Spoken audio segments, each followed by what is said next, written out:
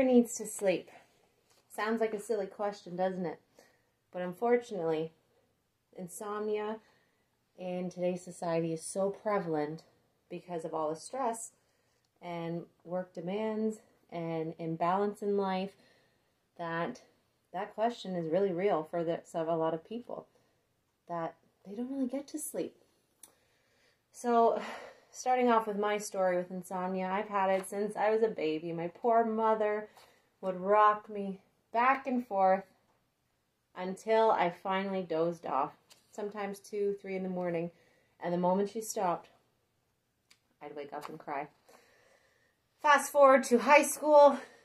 I remember being in a chemistry class first thing in the morning, and I sometimes wouldn't sleep until almost 4. And I missed most of that class. I actually had to even get a doctor's note for an exam, and I ended up going to summer school just so I could upgrade my grades because I wanted to go to post-secondary. And now, I am an early childhood educator, and about 4 years ago it got really bad. A lot of ups and downs. You know, I had both of my parents pass away. My sister, my best friend, she had cancer. Thankfully, she survived it. And I went through all of that totally fine. Until one day I went to a school and there were so many behaviors and there was no classroom support. And I woke up one day 5 minutes before I had to start my shift. And I was the only educator that was supposed to be there. And I panicked. And I called a coworker who lived down the street, and thankfully she picked up and she went in and started my shift for me until I made it there. That triggered some of the worst insomnia and anxiety I could ever experience. So let's talk about insomnia first. If you look at this graph, you can see the correlation between levels of stress and insomnia. So it's definitely a positive correlation. As people's stress increases, so does their level of insomnia. And insomnia is something that is chronic. If you have everybody has a few nights of sleep where they don't sleep very well or they can't fall asleep. Insomnia is something that happens in a long-term setting. So for me, specifically, I was not sleeping for a good 4 months, sometimes 3 to 4 hours a week, sometimes 0 hours in 3 days, until I was so sleep deprived that I would crash for a good 12 hours. I had to call into work so many times because I was on the morning shift. I even tried to change my shift, but because of how everything was situated and how the policies were with the union, I was unable to. I was actually told to go on and leave instead, but I tried to fight through it. In that time, I gained 70 pounds because my cortisol levels were so out of whack, and I had just been in a new relationship with now my husband, who I can't believe even proposed to me at that time. I was up in the night, tossing, turning, yelling, screaming, losing my mind. And I would get so mad at him that he was able to sleep. And he said, wow, Simona, you need to figure this out because this is not healthy for you. It's not healthy for me. Thankfully, I didn't really do anything then. I saw my doctor. He told me about sleep hygiene, going to bed at the same time, waking up at the same time, everything like that. But then I got out of that contract and I was done and things started to settle down. I wasn't on an early shift anymore. But every time that I was supposed to work anything earlier than 7, my anxiety would rise about sleep and insomnia would spike here and there. So I always stayed on a fairly late shift that I was able to, which was fine because nobody wants to work until 6. So I was okay with that. But moving forward in life, it's not always going to be like that. So now I'm in teacher's college and I have to be at school for 8 o'clock. It's an hour commute. I have to be gone by 6:30. So the first day of school and that whole first week, I was having trouble sleeping again. And I got really anxious and scared.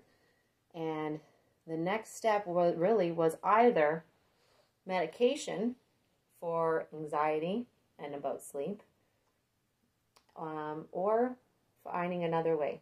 So I took it upon myself to find a natural way to deal with my sleep. And I went and saw a naturopath, and he was just absolutely amazing. He gave me so many great tips, including wearing blue light blockers, as well with the sleep hygiene. All of that is important for proper sleep. And then he also gave me adrenal and cortisol support, which helped bring me back into balance. And now, a person who has never, ever been up before 9 without an alarm clock is up at 5:30 on her own. I'm sleeping every night. I'm sleeping deeply as well. I'm waking up before my alarm, and I'm ready to start the day. So there is options out there for you if you have insomnia or if you have any kind of sleep deprivation. I just want to show you another chart here.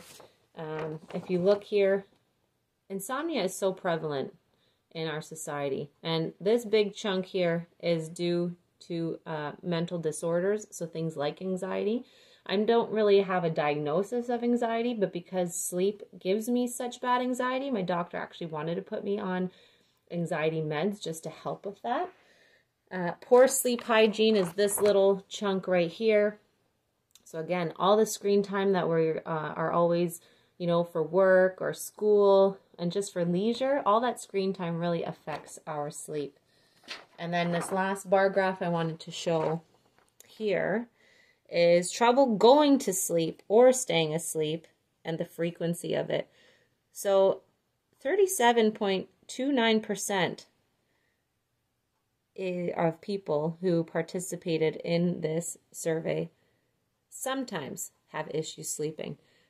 But then here you go. Here's another 16%, pretty tied for both of these ones, who have moderate to severe problems with sleep and insomnia. So as you can see, something that is so natural for us as humans and for any species where we need sleep is so hard, and given in a society that is, run on stress, basically. It's so hard to find that work-life balance. So I highly recommend, if you have trouble sleeping, go talk to a naturopath if medication is something that you don't want to use, and really look into sleep hygiene and reducing those stress levels the best way that you can. Meditation, exercise, and proper nutrition is also key, because our body needs to produce melatonin to sleep, but you need serotonin to be able to absorb your melatonin. And serotonin is actually produced most in the gut. So good gut health, meaning good nutritious foods and a healthy balanced diet, is what's going to help absorb also that melatonin. Go for a walk in the morning, because from 8 to 11 in the morning, the UV rays are your highest, and that is where melatonin production is the best suited, because it starts in your eyes. So don't wear sunglasses when you go out, and enjoy a nice walk. Make that part of your routine, and I promise that your sleep will be better. Whether you have insomnia or not, it's important to implement these kinds of strategies. Everyone has stress, adrenal and cortisol support. I think we all should be on it, because life is just stressful. So thank you, and I hope that you have a good sleep tonight.